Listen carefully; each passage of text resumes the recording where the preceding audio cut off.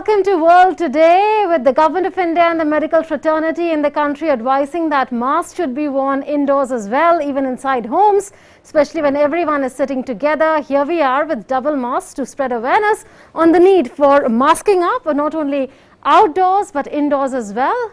On the show today, we will tell you about how more countries have pledged support to India in its fight against COVID-19 and how oxygen-related supplies have come in from Singapore, US, UK and Thailand, to name a few, and more supplies are in the pipeline. WHO too is sending extra staff and supplies to India to help fight the pandemic.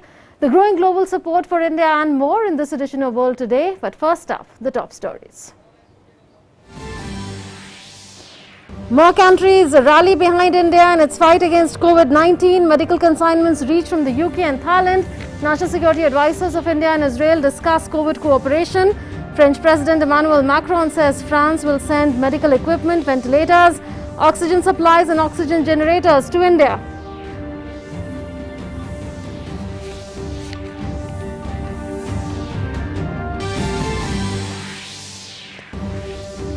World Health Organization Chief Tedros says the WHO is sending extra staff and supplies to India to fight the pandemic.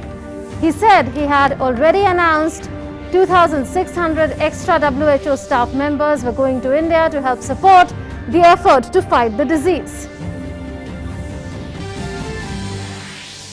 Fighting erupts in eastern Myanmar near the Thailand border as armed ethnic minority Karen insurgents attack an army outpost in another intense clash following the coup, even as young protesters march on streets carrying banners denouncing an agreement reached between Myanmar's military chief and the ASEAN. Uefa Champions League returns after a week of turmoil in the European football over Super League project. Real Madrid and Chelsea gear up for the first leg of the Champions League semi-final showdown at the Alfredo Di Stefano Stadium tonight.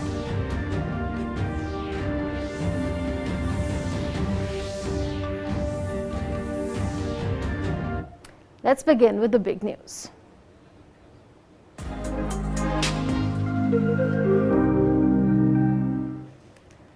In India, Defence Minister Rajnath Singh has approved temporary hiring of additional contractual staff over and above the authorization in 51 identified high-pressure ex-servicemen contributory health scheme polyclinics across the country to tide over the current COVID-19 crisis. The contractual staff, including one each of medical officer, nursing assistant, a pharmacist, driver and chowkidar for identified ECHS polyclinics, will be hired through station headquarters for night duty beyond normal working hours for a period of 3 months. This move will ensure availability of immediate medical attention even during night hours to the veterans and their dependents for acute cases in these areas. The validity of this sanction is up to the 15th of August 2021. To augment the transportation of oxygen and address rising demand in India, the central government has imported 20 cryogenic tankers of 10 metric tons and 20 metric tons capacity and allocated them to states. The mapping of liquid medical oxygen from the manufacturing plant to different states is a dynamic process, and transportation of medical oxygen through cryogenic tankers had become a bottleneck in making available liquid medical oxygen from the eastern part of the country to other parts, and hence this decision is going to augment transportation of oxygen in the country. International perspective now. The World Health Organization Chief Tedros Adhanom Ghebreyesus on Monday said the WHO is sending extra staff and supplies to India to help fight the pandemic. Listen in. WHO is doing everything we can, providing critical equipment and supplies, including thousands of oxygen concentrators, prefabricated mobile field hospitals and laboratory supplies. As I mentioned on Friday, WHO has redeployed more than 2,600 staff to support the response on the ground. Also, oxygen containers reached India from Bangkok. The shipments were airlifted by the Indian Air Force last night. The airlift is being coordinated by the Ministry of Home Affairs. The shipments will enhance oxygen availability amid the current COVID-19 surge. Here are some glimpses of the airlift of oxygen containers from Bangkok. Indian Air Force C-17 transport aircraft is gearing up to airlift more empty oxygen containers from Singapore today, and these containers will further boost oxygen availability in the country in view of the current COVID-19 surge. The airlift is being coordinated by the Ministry of Home Affairs. A flight landed in India early on Tuesday morning with consignments comprising vital medical supplies from the United Kingdom, including 100 ventilators and 95 oxygen concentrators, as the country continues to grapple with a deadly second wave of infections of the coronavirus disease. Official spokesperson of the MEA, Arindam Bagchi, posted on the ministry's Twitter handle informing about the same. British Prime Minister Boris Johnson had on Sunday said that Britain stands side by side with India as a friend and partner during what is a deeply concerning time in the fight against COVID-19. Dr. Ron Malka, Israeli ambassador to India, in a tweet said that Israel's NSA, Mir Ben Shabbat, spoke with National Security Advisor of India, Ajit Doval, assuring him that Israel stands united with India in its fight against COVID-19 and is committed to provide any support needed during these tough times.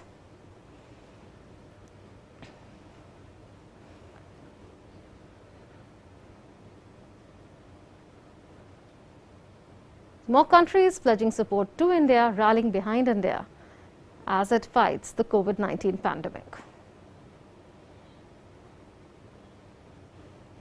There's support coming in from the private sector as well. Chief Executive Officer of Apple, Tim Cook, today expressed its concern for rising COVID-19 cases in India. In a tweet, he said, and I quote, "Amid a devastating rise of COVID cases in India, our thoughts are with the medical workers, our Apple family, and everyone there who is fighting through this awful stage of the pandemic. Apple will be donating to support and relief efforts on the ground."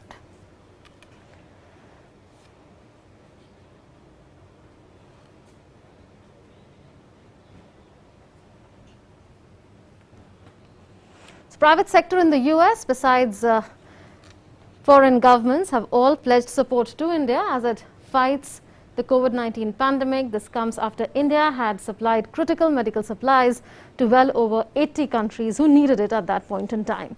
So this is how the world is rallying behind India. The UK had announced 495 oxygen concentrators, 120 non-invasive ventilators and 20 manual ventilators will be sent to India this week. And some of those supplies came in today. 100 ventilators and 95 oxygen concentrators arrived today. So that's about the support that has come in from the UK and has been promised further. France is helping India in two phases. Phase 1 is the kind of assistance that is coming in to India this week. 8 large oxygen generating plants are arriving this week into India as part of phase 1 of that assistance. And liquid oxygen will also be arriving this week.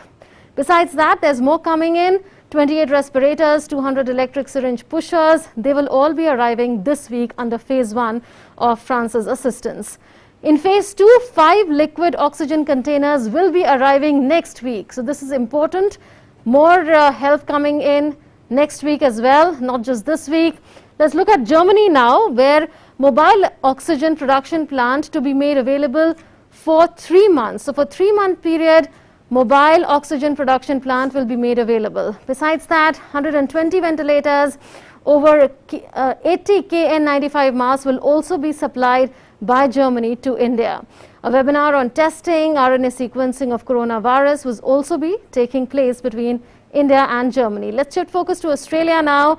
Australian Prime Minister Scott Morrison said today that 500 ventilators, 1 million surgical masks, 5 lakh P2 and N95 masks will be sent by Australia to India, and that 1 lakh goggles, 1 lakh gloves, 20,000 face shields will also be sent by Australia to India. Singapore now, it's already sent 500 BiPAPs, 250 oxygen concentrators, 4 cryogenic oxygen containers and other medical supplies to India. Having said that, 80 metric tons of liquid oxygen is en route via sea from Saudi Arabia. So that supply has already been sent and is en route. Hong Kong has already sent 800 oxygen concentrators to India. So Hong Kong has already dispatched medical supplies. UAE has sent 6 cryogenic oxygen containers to India. In fact, an Indian Air Force plane had arrived there in Dubai to bring in more supplies.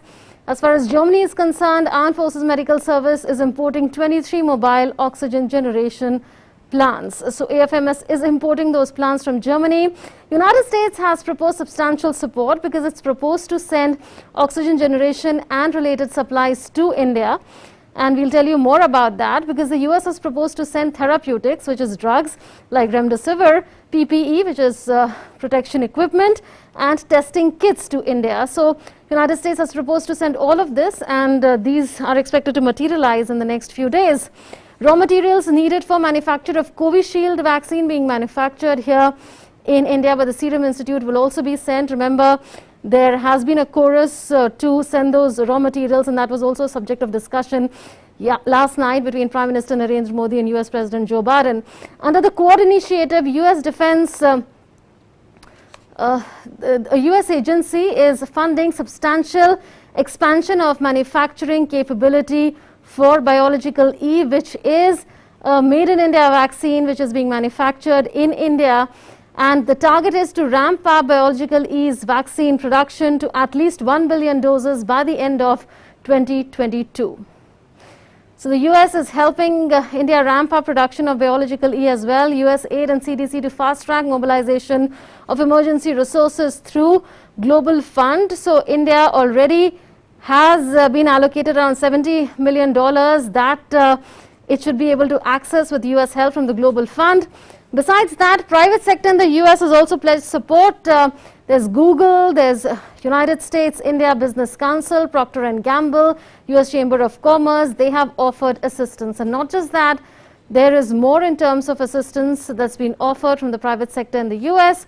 Microsoft, Apple, Amazon, Deloitte, they have all offered assistance to India. So a whole lot of support being pledged by countries to India.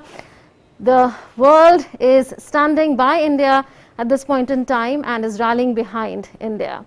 Well, let's get more updates for our correspondent Abhishek Jha is joining us to tell us about foreign assistance and COVID diplomacy. Abhishek, how would you characterize this? A lot of supplies have come in from the US, UK, UAE, Singapore, and there is more expected considering the growing chorus of support for India in these times. How would you look at this in terms of COVID diplomacy and India's might? Munmur, of course, this COVID diplomacy is something that India has been involved in the last 6, 8, 10 months, at least in the last few months. Because of the pandemic, the world needed a rapid supply of necessities related with COVID treatment, and India did come very, in support of it while scaling up its production capacity and manufacturing abilities of various PPE kit, face shield, gloves, masks, or those paracetamol or other medicines also. And it not only that, it also sent it across to various geographies, and almost like 150 countries were benefited by India's COVID outreach in the last few months. And now India is actually witnessing one of the unprecedented pressure of this COVID pandemic, which has overburdened our hospitals, and patients are not being able to get proper treatment because of the resource crunch. So the world, India has requested the world around to share their resources, which is spark, which they are not needing right now, and the world has stood with India right at this point, and expressing solidarity. Various lobbies and groups of countries have started sharing the resources and sending all those equipments, necessary treatment of COVID patients, including oxygen concentrator, liquid oxygen cylinders, remdesivir medicine, therapeutic drugs, and a few personals are also expected to be deployed by some countries. So we'll have to see that all this strength that is coming to Indian healthcare system as of now will be only helping to deal with the incoming pressure that we are expecting in the days to come, because the pandemic has still not dying down. It's still surging, and the graph that we are saying, one can only hope that in the days to come it does not grow as much, but it is highly unlikely that the pandemic, the pressure that our hospitals are witnessing right now will be eased down in the days to come. Right, Abhishek, yesterday we saw supplies that came in from the US, but that was a result of a contract between two private parties. Having said that, the government of US has also promised substantive support to India.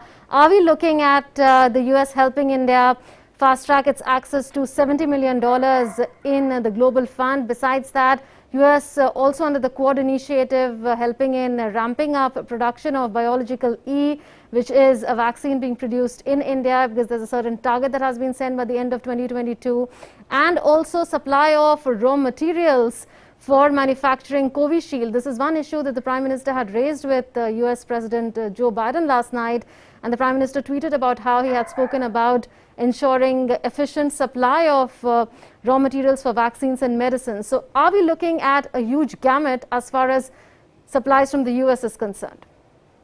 So, Munmun, like in the recent years, India and USA have been a close partner, both in all sphere of diplomacy, we can say trade, commerce, security, defense, all and strategic ties. Everything has been only on a very growth trajectory. And now when India is dealing with this crisis, that investment in bilateral relationship is actually helping India. When you have seen in the last few days, all the senior leaders from India and USA have been in regular conversation with each other. Our NSA has spoken with his counterpart, EM.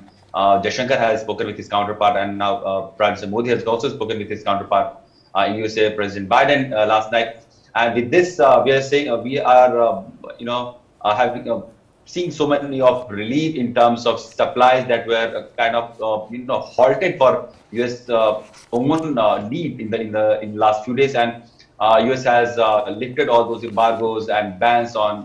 There has been some some acts also have been for temporarily been suspended, so that the supplies that India needed at this point of time, both in terms of therapeutics, drugs, or raw materials to manufacture the vaccines, could be started very soon. And with all those lifting of bans and prohibition, we can expect that by the end of this week, most of the stuff that India needed to fight against this COVID pandemic and to prepare for the longer haul of this pandemic, because we are going to have a long days in the few more weeks maybe, when we need to have a lot more vaccines in order to be able to vaccinate our large population. To produce that vaccine, we need to have all those raw materials, and with these regulations being lifted by USA, we can hope that all those manufacturing capacity will be scaled up, and we'll be having therapeutic drugs and vaccines as in a significant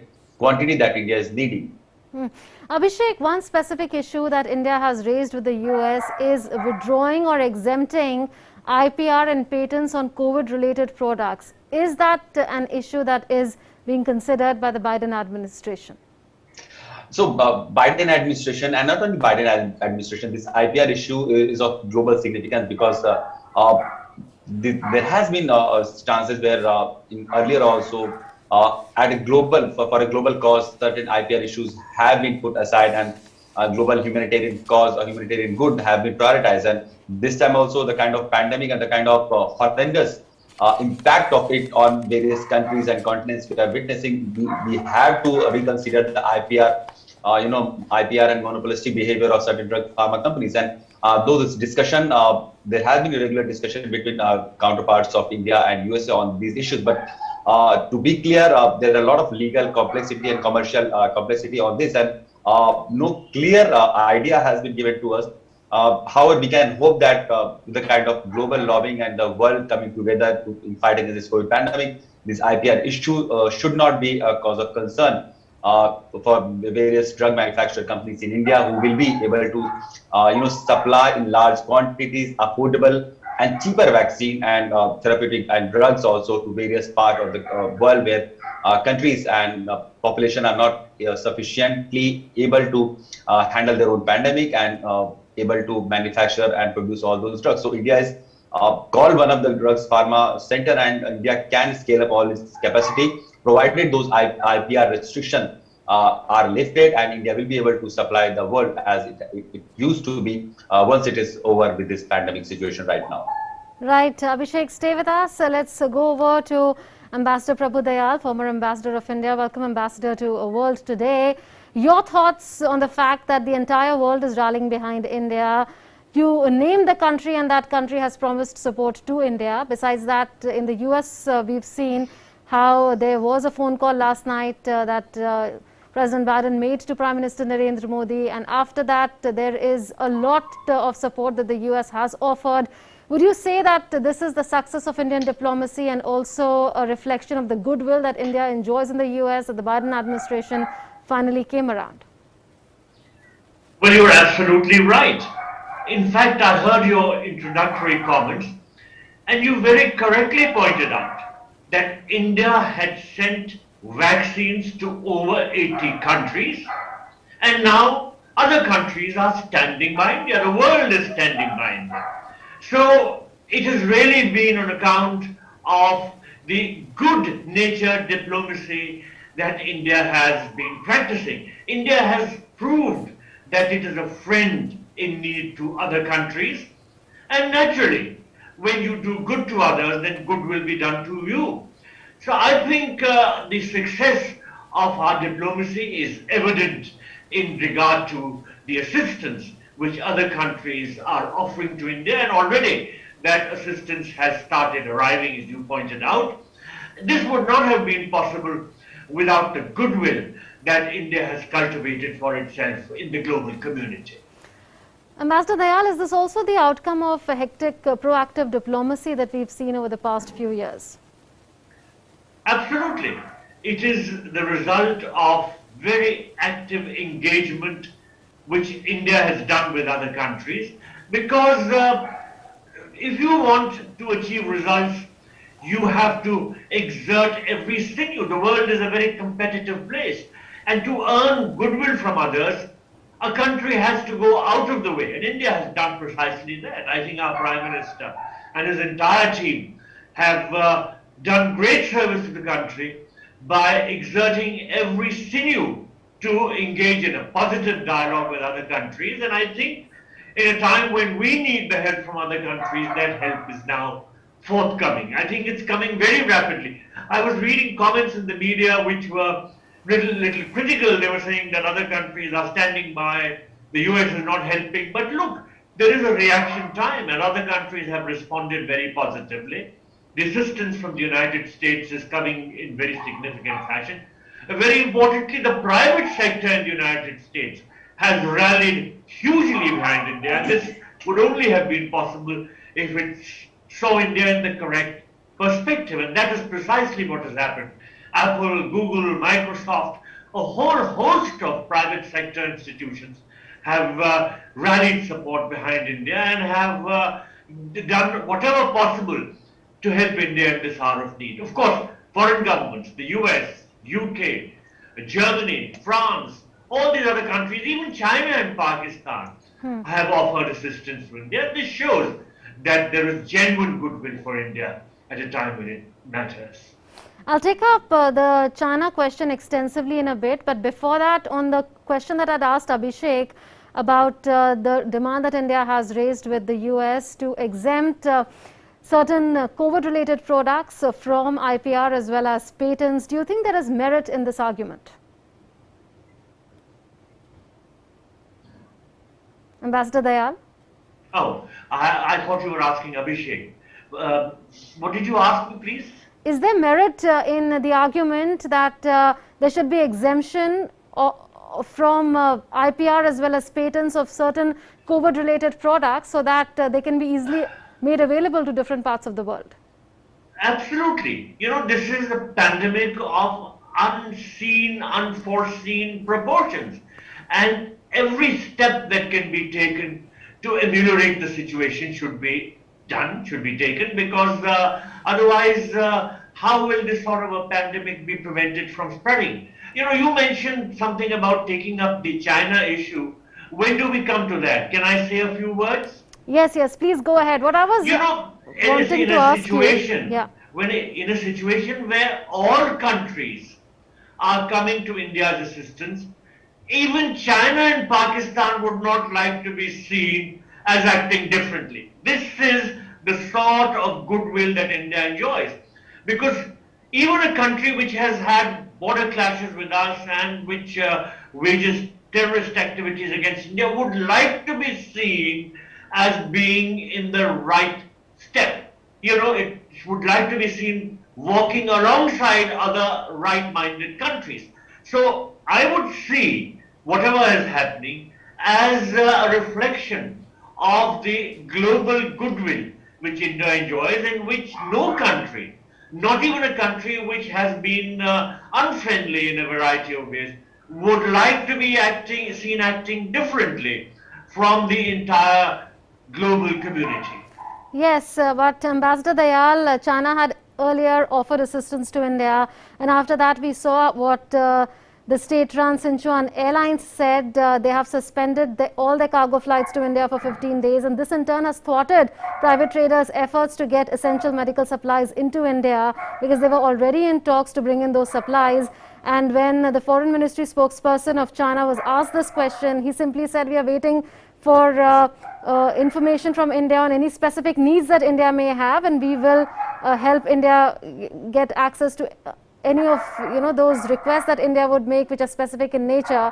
So what do you make of this kind of conduct from China, where it stops a cargo flight from operating for 15 days and thus thwarts efforts by private traders to get in essential medical supplies? Well, China will always pose challenges. Its behavior will always present a different problem for us. But our diplomacy is capable of handling that. I'm sure that our government will be able to engage in a discussion with China, and if a positive outcome is possible, then that outcome will be achieved. But what I was trying to emphasize earlier is that even China had found it necessary to be seen to be offering assistance to India. Of course, as you pointed out, there are impediments which the Chinese authorities have themselves created. But the goodwill which India enjoys is evident for all to see. Absolutely. Abhishek, coming to you, senior administration officials in the US have pointed to how they are in the next 2 months likely to have a stockpile of 60 million doses of the AstraZeneca vaccine, which they are not likely to use. We are aware that some of it has already been given to Canada and Mexico. But is there a reason to believe that going forward, some of those unused vaccines, which are not likely to be used in the US even in future, may come to countries like India and Brazil? Of course, Munmun, and as we are already using AstraZeneca vaccine to our people, and the stockpile that is lying, it's almost lying idle, because USA has enough of its own developed vaccine, which is being utilized for the vaccination of its entire population. And all that hoard of vaccine that USA has kept of AstraZeneca is highly unlikely that it will be used for the US population, and it has started sharing that vaccine to that part of the world. And India has also requested, because we need to scale up the vaccination drive, and on 1st of May, the major drive of vaccination will be starting, when the people below 45 years of age and above 18 years of age will also be eligible to get the vaccine. So a large population will be lining up at the vaccination center, and we need to supply those vaccination center with enough of vaccines, so that nobody who turns up at the vaccination center should be disappointed for the lack of non-availability of that vaccine. Only then this drive will be successful and fruitful. In order to achieve that goal, USA is likely to share some of the consignment that it has already with it lying with India also in the days to come. Ambassador Dayal, has India set a template that global good is as important as national interest by helping countries in need from Nepal to Yemen, and is the world only following that template? Well, India has shown that it is a friend in need for all countries, as I said earlier. And when you show goodwill towards others, then the global community will turn around and show goodwill towards you.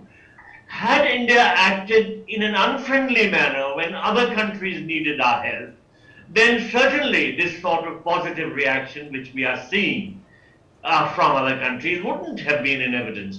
So you're right, global good conduct has a way of coming back to you, just as bad conduct also has a way of coming back. Countries which behave badly towards other countries find that their bad conduct comes back to haunt them. But India has shown great goodwill towards other nations, and I think the goodwill that is being shown towards India is a result of that.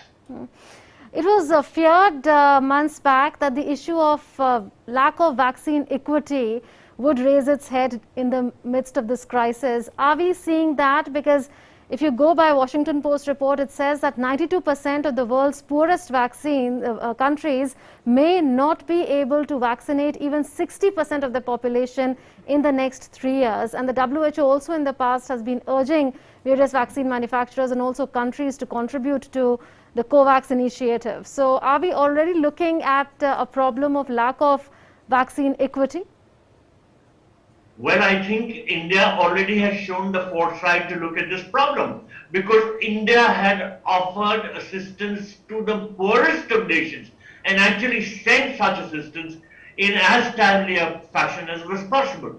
So as far as the issue of global inequity is concerned, yes, there is this inequity or inequality, if I may put it that way, and India had shown that it is cognizant of this fact, and therefore it had rushed assistance wherever it was needed.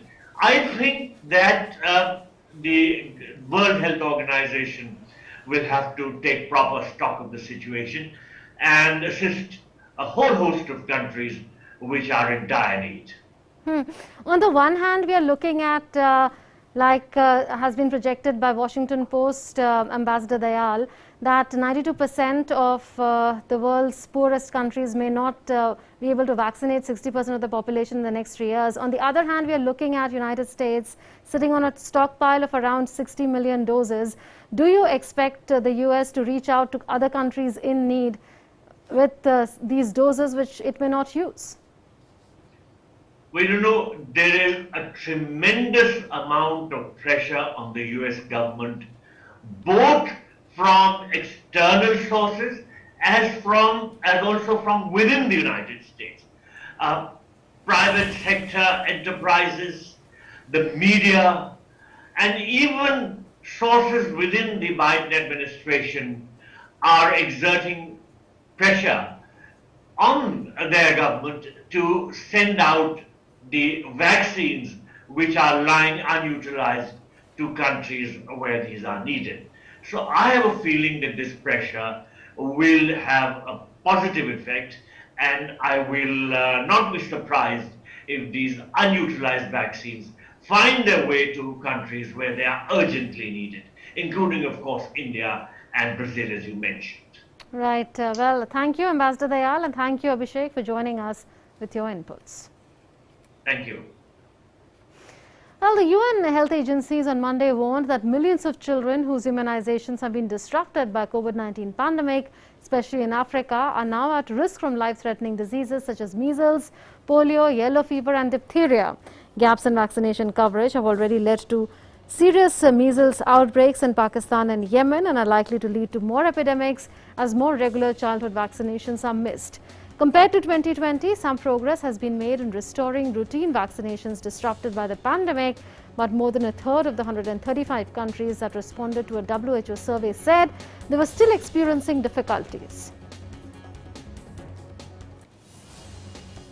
The White House on Monday said that the US will start to share up to 60 million doses of the AstraZeneca coronavirus vaccine with other countries after the next 2 months.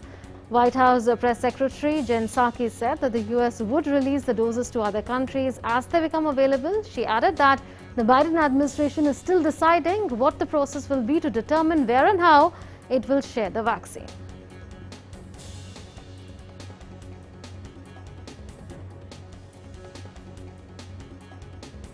The Biden administration in March said that it would send roughly 4 million doses of AstraZeneca vaccine to Canada and Mexico and is under growing pressure now to expand sharing of its stockpile with India and other countries.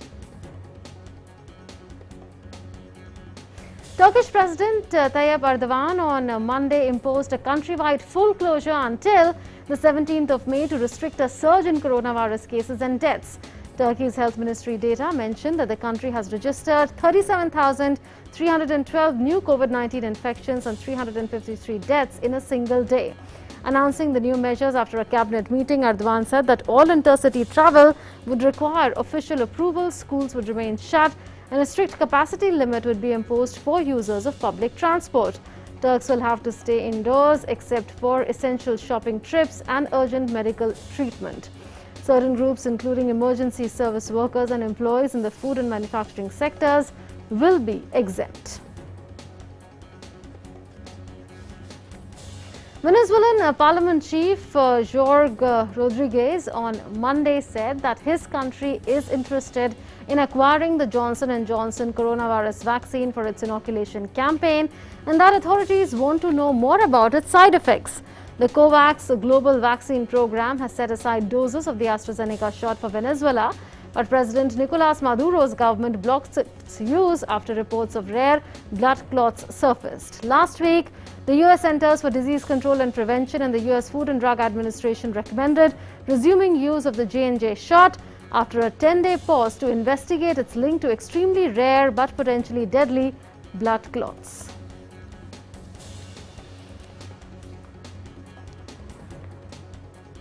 German Chancellor Angela Merkel on Monday said if the European Medicines Agency approves Russia's Sputnik V corona vaccine, then Germany will be buying it.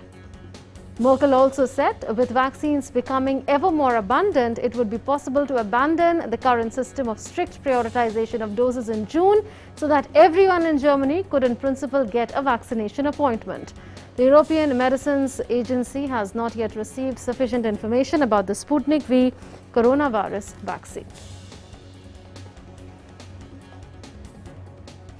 Catalonia's health department on Monday began its COVID-19 mass vaccination pilot test at Barcelona's Fira Trade Fair Center, summoning about 1,000 people who were set to get the AstraZeneca jab. The regional health chief said that the aim is to set up 20 vaccination points at Fira to serve up to 20,000 people a week. Spain's health minister said the country has experienced delays in delivery, but the vaccination rollout is speeding up with some 2 million doses among Pfizer-BioNTech, Moderna and AstraZeneca distributed throughout the nation.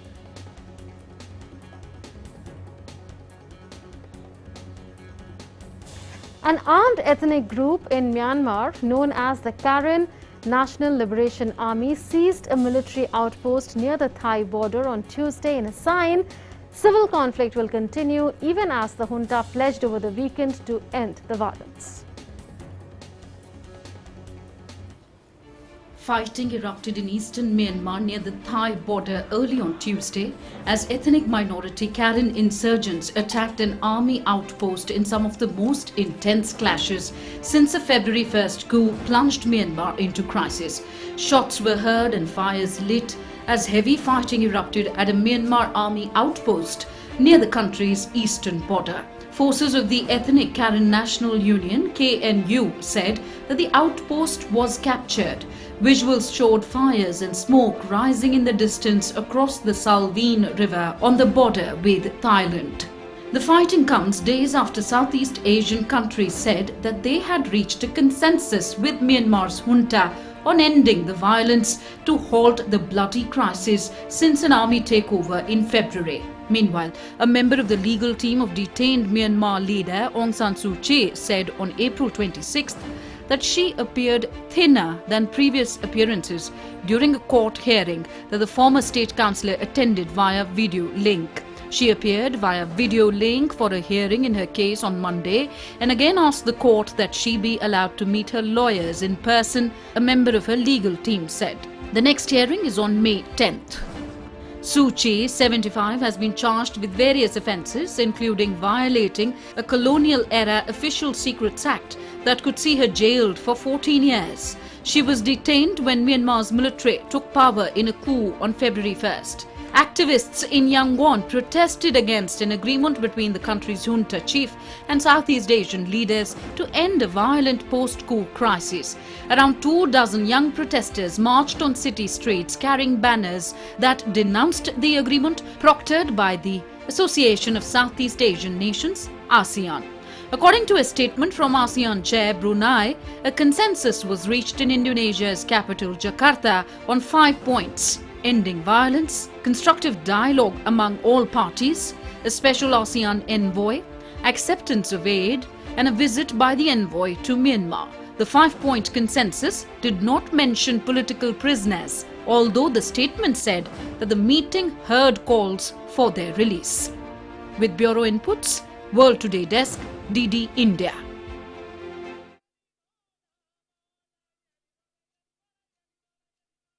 Will join Bayern Munich on a 5-year contract at the end of this season. Current boss Hansi Flick said last week he wanted to leave the Bavarian club. At 33, Nagelsmann is one of the most highly rated young managers in Europe and led Leipzig to a Champions League semi-final last year. He will leave RB Leipzig at the end of the season, with the club receiving £21.7 million. Also, the news will come as a huge blow to Tottenham in their search for a new manager, with the German high on their list of potential candidates. The 33-year-old's stock is very high and he is seen as one of the most promising young managers in world football. Nagelsmann has a 58% win percentage with Leipzig during his 2 years at the club, having won 53 out of his 90 matches in charge, while he also impressed at Hoffenheim in his debut managerial job before that. Following the proposed European Super League fiasco, the Uefa Champions League returns as Chelsea take on Real Madrid tonight. The two sides are set to lock horns at the Alfredo Di Stefano Stadium, with the Santiago Bernabeu still under renovation. Los Blancos are looking to win the competition for the 4th time under Zinedine Zidane.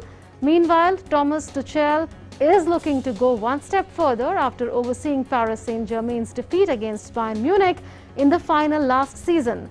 Los Blancos booked their spot in the Final Four courtesy of a 3-1 aggregate victory over Liverpool in the quarter-finals. Meanwhile, Chelsea beat Porto 2-1 over the 2 legs. Also, the hosts go into this game on the back of a disappointing goalless stalemate with Real Betis in La Liga, whereas Chelsea boosted their top 4 prospects with a 1-0 win at West Ham United. The big news from the Real Madrid camp is that Eden Hazard is fit and raring to go after coming off the beach against Betis. Hazard, who left Chelsea in the 2018-19 season to join Real Madrid, is all set to take on his former club.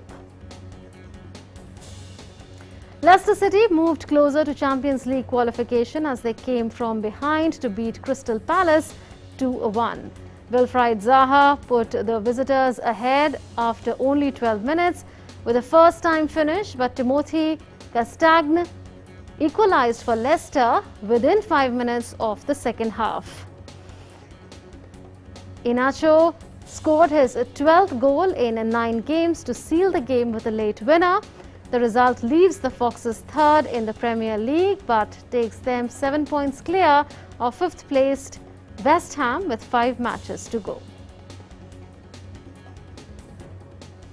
Zlatan Ibrahimovic is to be investigated by Uefa over an alleged financial interest in a betting company. According to reports, in his native Sweden, the AC Milan striker, who's 39 years old, has broken rules after becoming a partner in a betting company. Uefa's disciplinary regulations state players should not have a financial interest in betting. Ibrahimovic came out of international retirement after a 5-year absence to play for Sweden earlier this year. The former Manchester United striker has scored 17 goals in 25 appearances in all competitions this season. The upcoming ISSF Shooting World Cup in Baku, Azerbaijan, scheduled to be held just before the Tokyo Olympics, will not take place due to a surge in COVID-19 cases in the host country. The tournament was to take place from the 21st of June to the 2nd of July and would have served as good preparatory ground for all shooters who have qualified for the Tokyo Olympics. India will be fielding a 15-member contingent in the Tokyo Games, and the combined World Cup in Baku was the last stop international outing for the shooters before the sporting showpiece in the Japanese capital. Let's now see what else is making headlines across the globe in News at a Glance.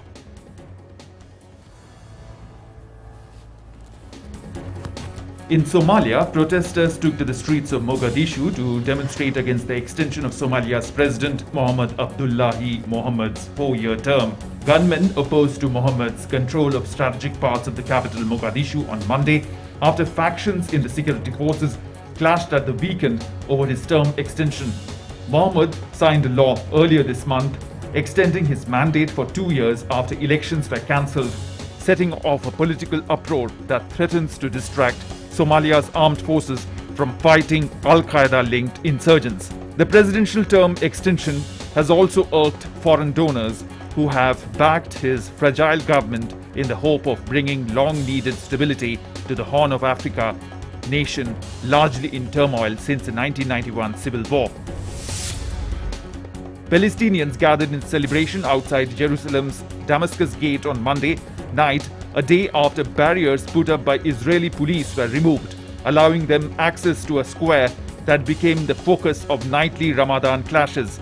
Thousands filled the East Jerusalem plaza, cheering and chanting after police permitted them access to the tiered entrance to Jerusalem's Old City that is a popular nighttime meeting place during the Muslim holy month. Tens of police officers in riot gear deployed around the Old City, dispersing youth who were carrying Palestinian flags and cheering. The clashes followed the start of Ramadan on 13th April and laid bare simmering tensions in the holy city. In Africa, Chad's new military rulers named a civilian politician, Albert Pahimi Padake, as Prime Minister of a transitional government a week after President Idris Déby's battlefield death. But opposition leaders quickly dismissed the appointment. Padake served as Prime Minister from 2016 to 2018 and was seen as an ally of Déby, who ruled Chad for 30 years.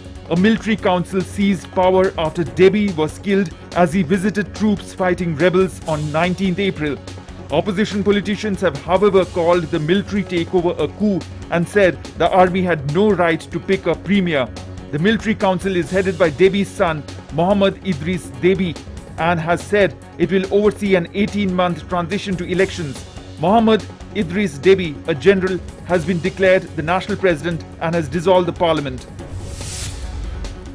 Lebanon said that it hopes Saudi Arabia would reconsider a ban on its produce imposed over what Riyadh called a rise in drug smuggling and tasked its interior minister to coordinate with the kingdom to uncover the culprits and prevent a repeat. The government also asked Lebanon's public prosecutor to pursue investigations on the issue and keep Saudi officials informed of results. A presidential statement was issued after a meeting on the topic between President Michael Aoun and caretaker Prime Minister Hassan Diab, among others. UN health agencies on Monday warned that millions of children whose immunizations have been disrupted by the COVID-19 pandemic, especially in Africa, are now at risk from life-threatening diseases such as measles, polio, yellow fever and diphtheria. Gaps in vaccination coverage have already led to serious measles outbreaks in Pakistan and Yemen and are likely to lead to more epidemics as more regular childhood vaccinations are missed. Compared to 2020, some progress has been made in restoring routine vaccinations disrupted by the pandemic, but more than a third of the 135 countries that responded to a World Health Organization survey said they were still experiencing difficulties. Officials, French citizens, imams and police officers paid tribute to a police administrative worker whose murder has shocked the country. French Interior Minister Gérald Darmanin attended a ceremony at the Rambouillet City Hall near Paris, while imams and French Muslims brought white roses and prayed at the police station where the victim was stabbed to death on Friday. Police officers also gathered in front of the various police stations to honor their colleague. 49-year-old Stéphanie was employed at the Rambouillet police station as an administrative worker. She succumbed to her wounds after being stabbed in her place of work. World Today Desk, DD India. And let's now turn the pages of history and see what all made headlines on this day in history.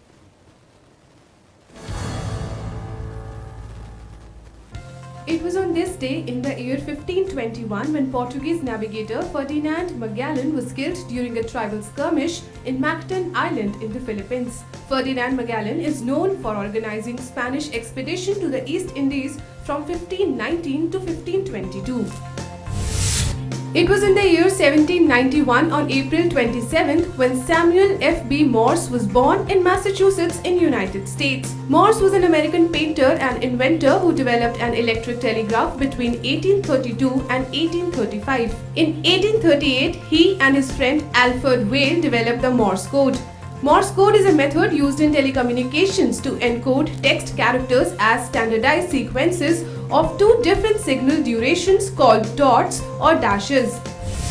On April 27th in the year 1956, Rocky Marciano along with his manager L. Will announced his retirement at a press conference at New York City's Hotel Shelton. Rocky Marciano holds one of the greatest records in boxing after ending his career early as an undefeated world heavyweight boxing champion at the age of 31. It was in the year 1961 on April 27th when Sierra Leone achieved independence from the United Kingdom and Milton Margai became the country's first Prime Minister. Sierra Leone held its first general election as an independent nation on May 27th in 1962. It was on this day in the year 1969 when Bolivian President René Barrientos Ortuño was killed in a helicopter crash. He served as the president between 1966 and 1969 until his death. World Today Desk, DD India.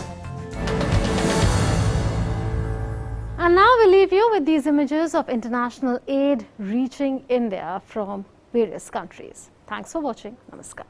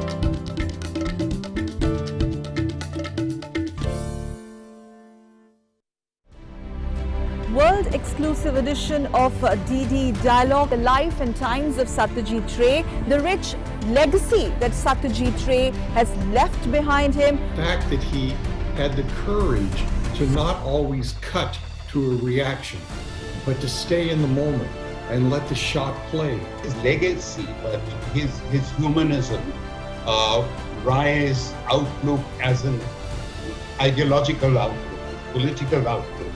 How do we communicate this to the younger generation? Honorary Oscar, the very elegant Audrey Hepburn, in offering the award to him on behalf of the Board of Governors, saluted his rare mastery of the art of motion pictures, of his profound humanism, and the fact that he had an indelible influence on filmmakers and audiences throughout the world.